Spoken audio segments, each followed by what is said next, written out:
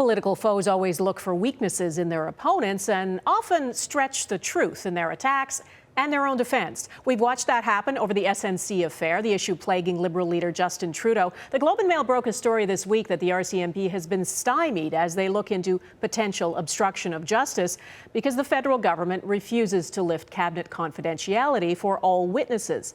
When Trudeau was asked why it wasn't more fully lifted, this is what he said. We gave out the largest and most expansive waiver of cabinet confidence in Canada's history.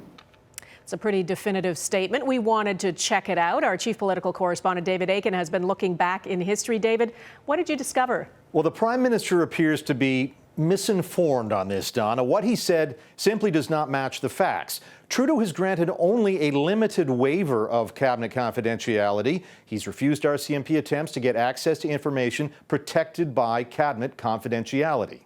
By comparison, former Conservative Prime Minister Stephen Harper, he gave the RCMP what it needed to investigate the Duffy expense affair. Liberal Prime Minister Paul Martin granted requests from the Gomery Commission for mountains of cabinet confidences related to the Liberal sponsorship scandal. You swear to tell the truth. And when the Oliphant Commission was investigating former Progressive Conservative Prime Minister Brian Mulroney over the Airbus affair, it was Mulroney himself that granted the release of cabinet confidences from his time in office, even though Mulroney was the target of the Commission's investigation. And that last case is the closest analogy to Trudeau right now.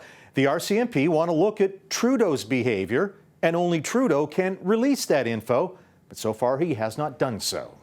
Well, David, Trudeau has said the decision to waive cabinet confidentiality is made by the clerk of the Privy Council, the country's most senior civil servant.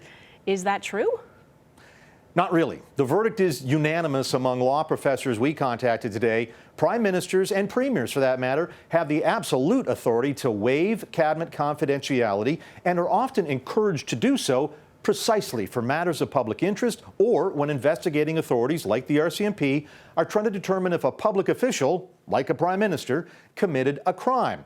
Former Saskatchewan Premier Brad Wall did just that when his government, a couple of years ago, brought in the Auditor General to look at how his government handled a controversial land deal in Regina. When there are moments like that in our case, and when there are moments like this now federally, where there are real concerns about even the legality of what the Prime Minister or his offices may have done, never mind the propriety, it's essential that cabinet confidentiality be waived, and there's plenty of precedent. Bottom line here, Donna, Trudeau has the power that many of his predecessors have used to waive cabinet confidentiality. But again, so far, he has decided not to use that power.